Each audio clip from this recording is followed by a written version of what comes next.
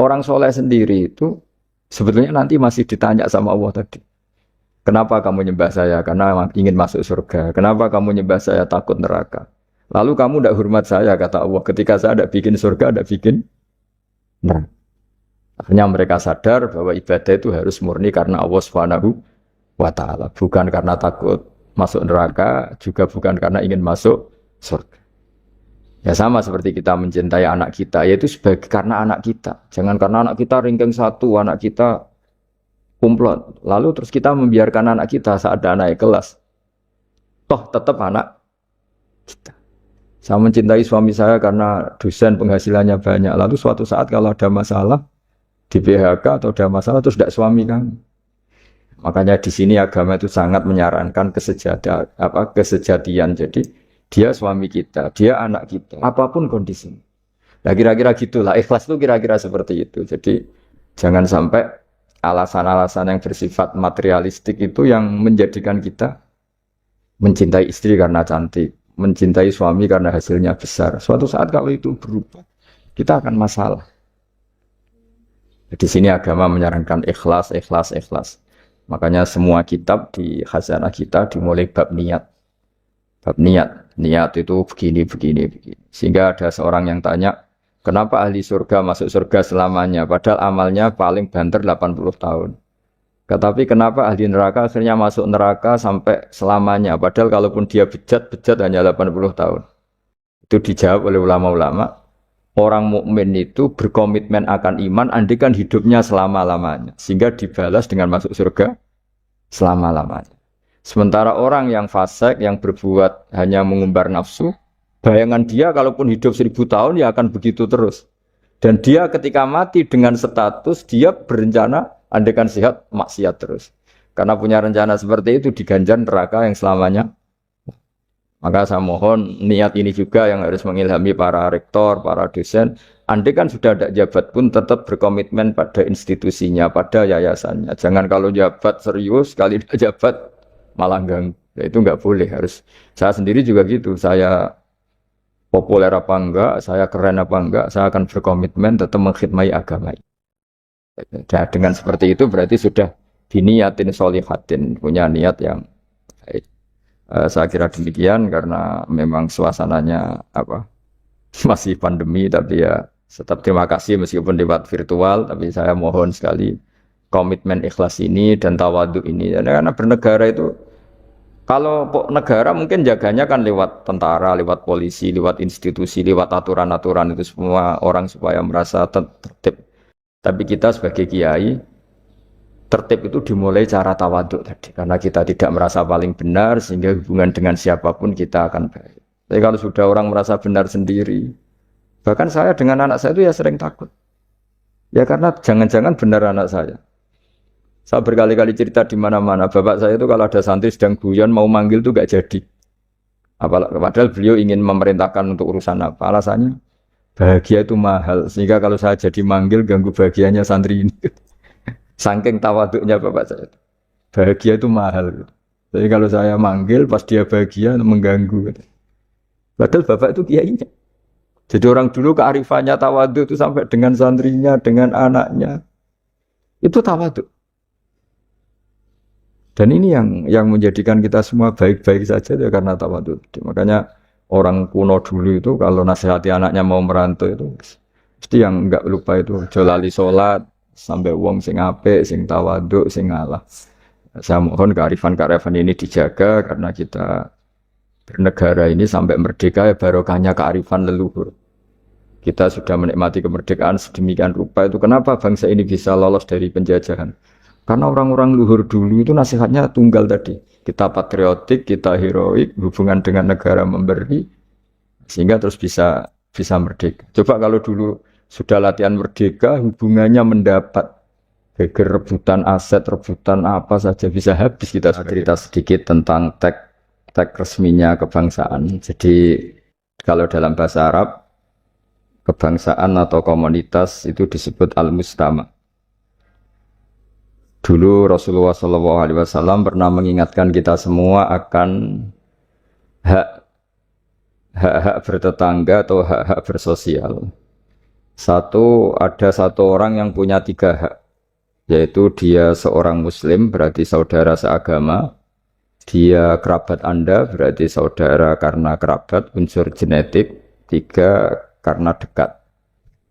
Sehingga tetangga yang seperti ini punya 3 hak, yaitu hak satu agama, satu kerabat, dan satu komunitas.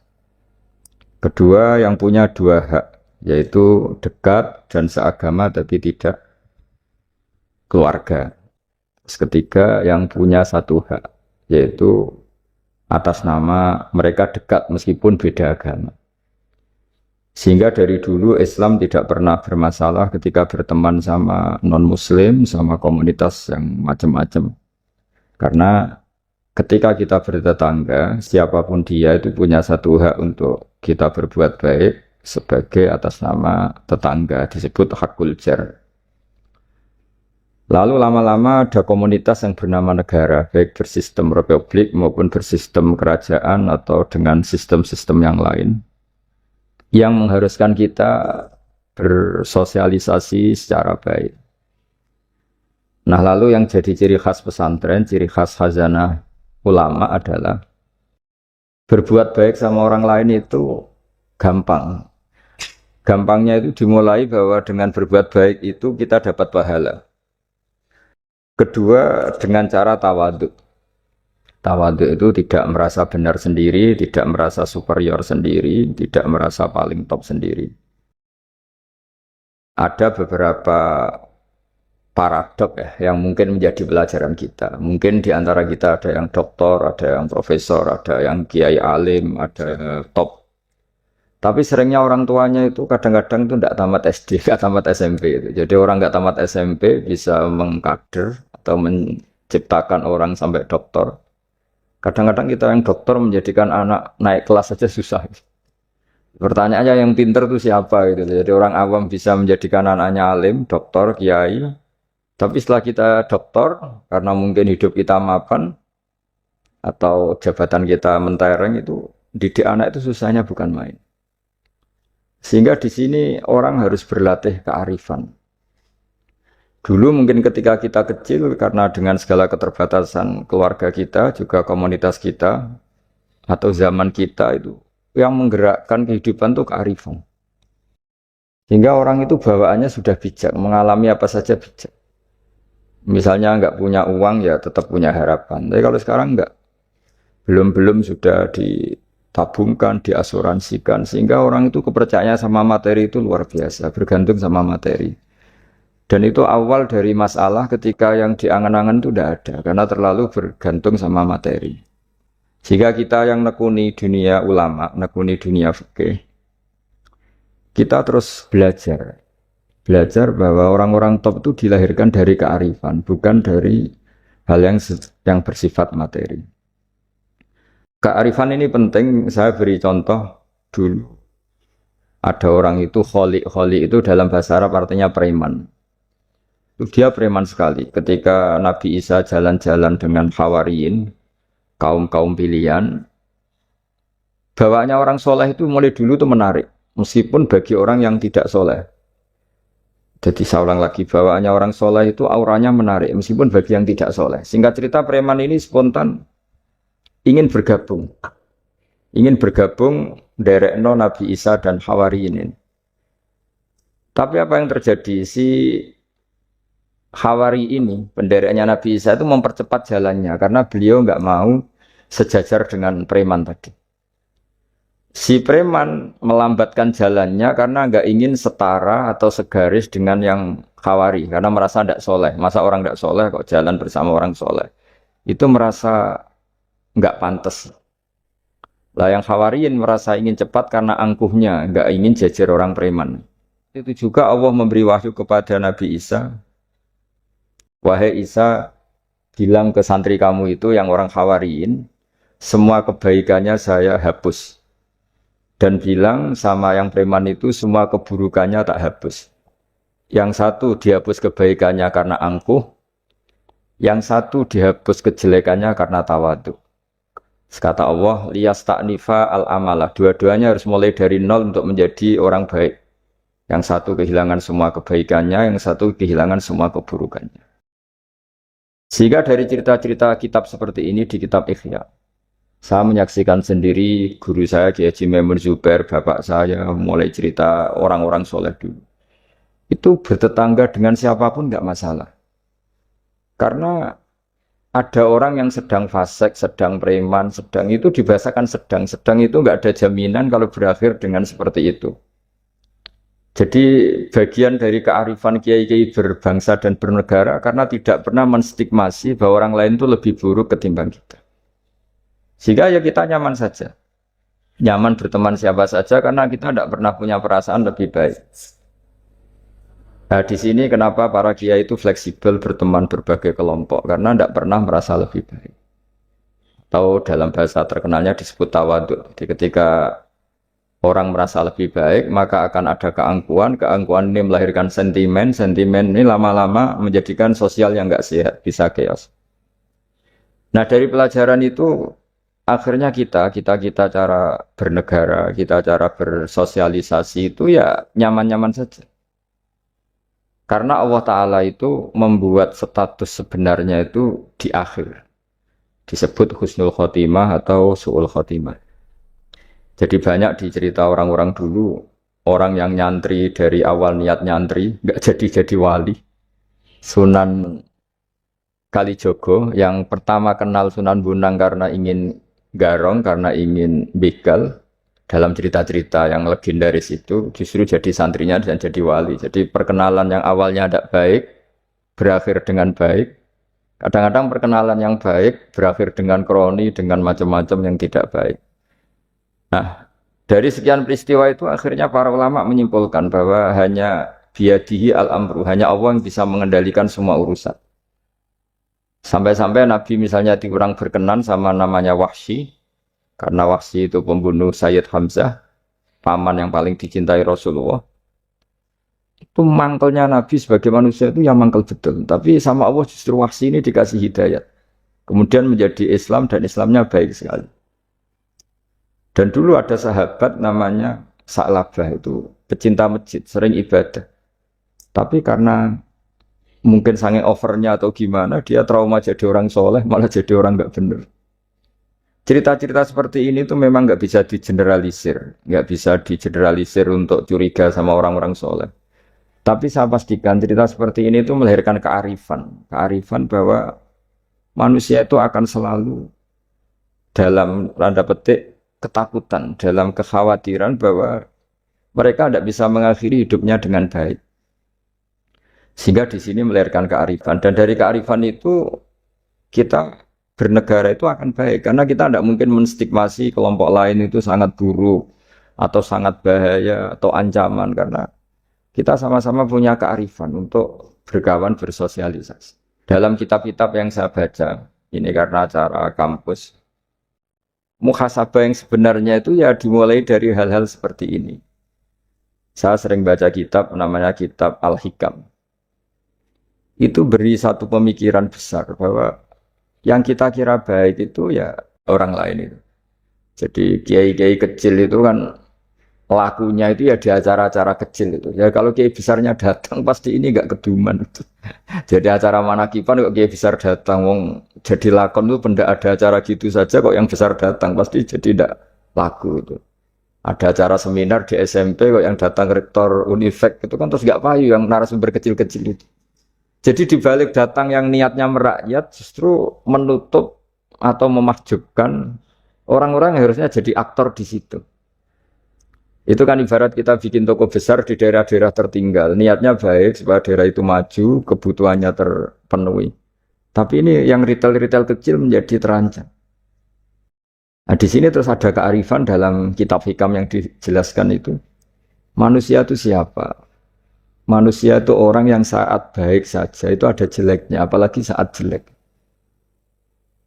Dulu bapak saya sering guyon itu. Kalau ada imam masjid istiqomah jadi imam terus. Sampai tua jadi imam tuh kan seringnya dipuji istiqomah, tapi kata bapak saya itu karena dia istiqomah itu tidak ada kader sampai orang lain frustasi jadi imam itu. Jadi di balik istiqomahnya ini sebetulnya memahjubkan sekian kader imam gitu. Karena terus orang lain jadi imam nggak berani gitu. Dan akhirnya nggak ada kaderisasi. Tapi misalnya dia pelin-pelan juga tidak baik. Masa imam kok pelin-pelan kadang hadir kadang enggak.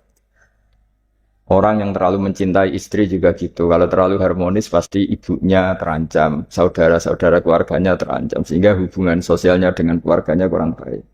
Begitu juga dengan teman-temannya. Tapi kalau agama menyarankan dengan istri yang mesra juga keliru. Masa menyarankan begitu. Tapi kalau terlalu mesra pasti hak-haknya yang lain terganggu. Nah ini yang disebut muhasabah. Muhasabah itu kata kitab hikam, kita harus mengevaluasi bahkan dalam hal-hal yang tadi, yang baik. Termasuk dalam kitab itu dijelaskan bahkan minta surga saja atau minta neraka itu ya kadang-kadang kurang baik. Bukan karena mintanya yang kurang baik begini. Orang soleh, ini cerita orang soleh. Nanti orang-orang yang soleh itu kalau ketemu Allah itu masih digojlok lah, masih agak-agak disalahkan gitu. Kenapa kamu ibadah terus itu? Gusti karena saya ingin masuk surga. Gitu. Yang satu ditanya, kenapa kamu ibadah serius? Karena saya takut masuk neraka. Gitu. Akhirnya Allah ngendikan masyhur itu dalam hadis.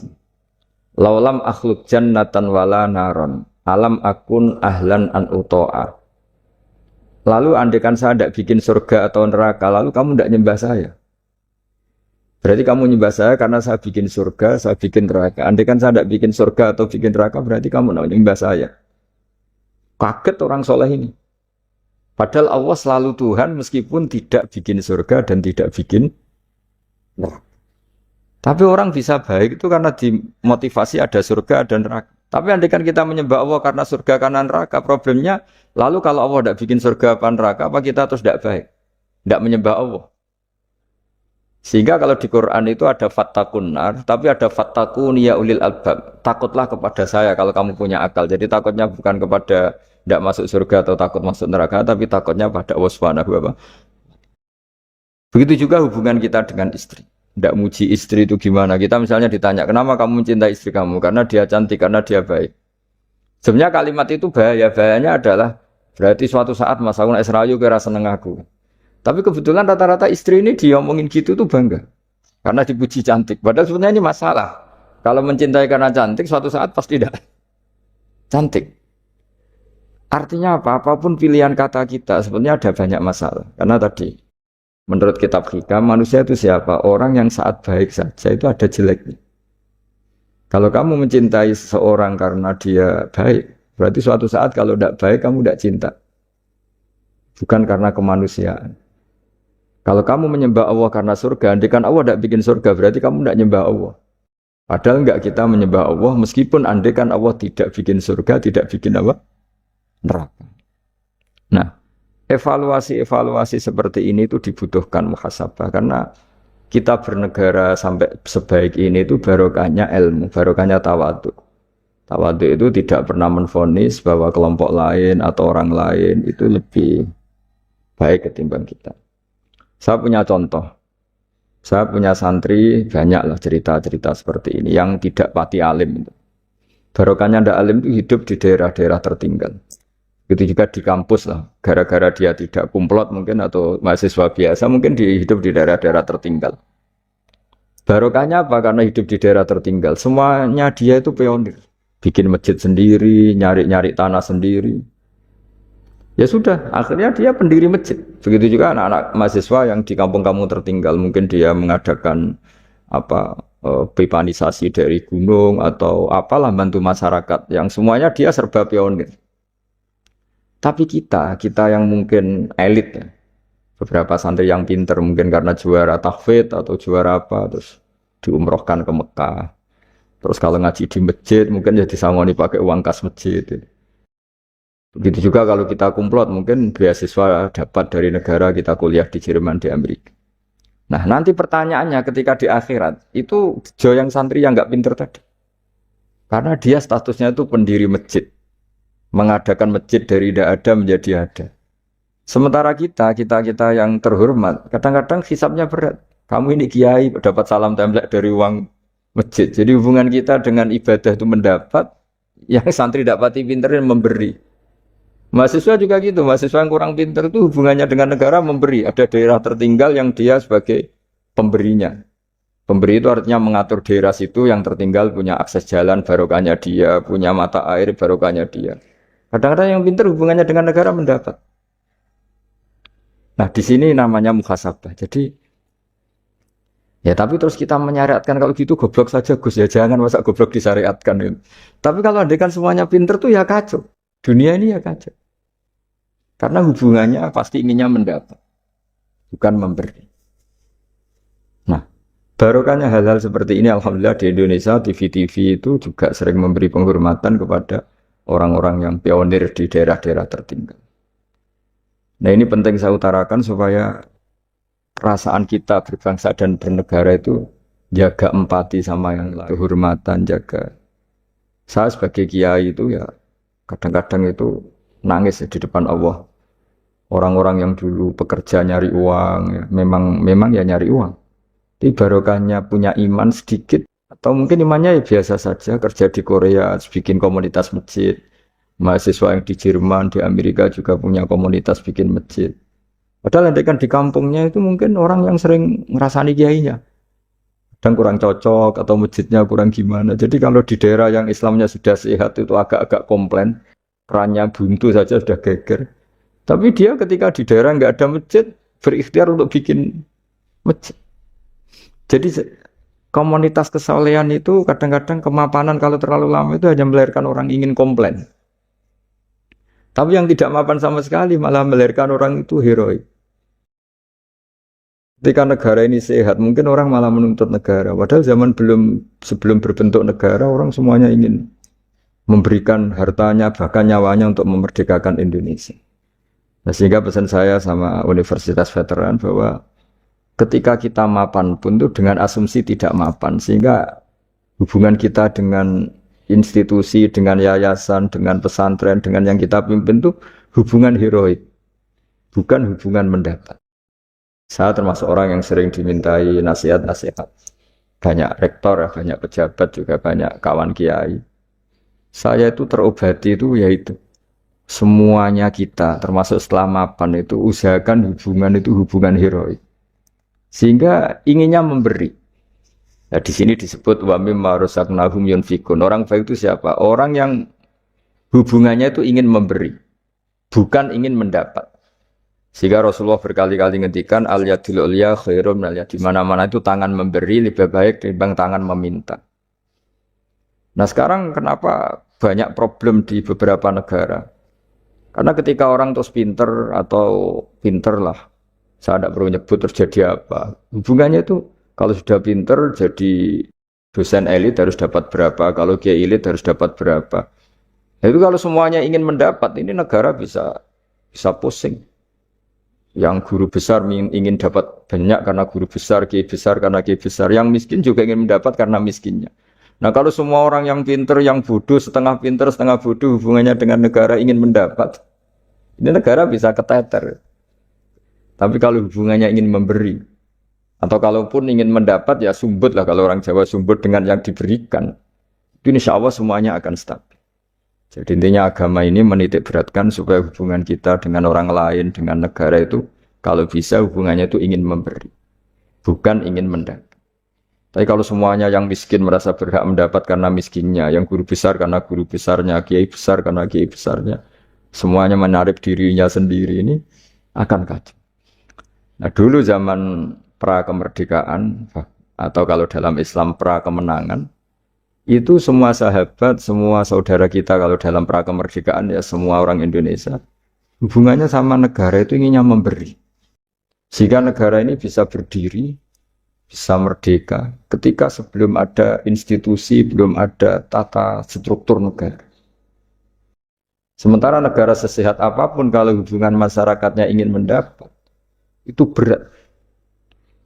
Nah, di sini heroiknya para leluhur kita bahwa mereka bisa melewati masa-masa sulit karena dengan mental ingin memberi. Ya memberi apa saja, entah pikirannya, entah keuangannya, bahkan kalau dulu nyawa. Saya kira demikian. Wassalamualaikum warahmatullahi wabarakatuh.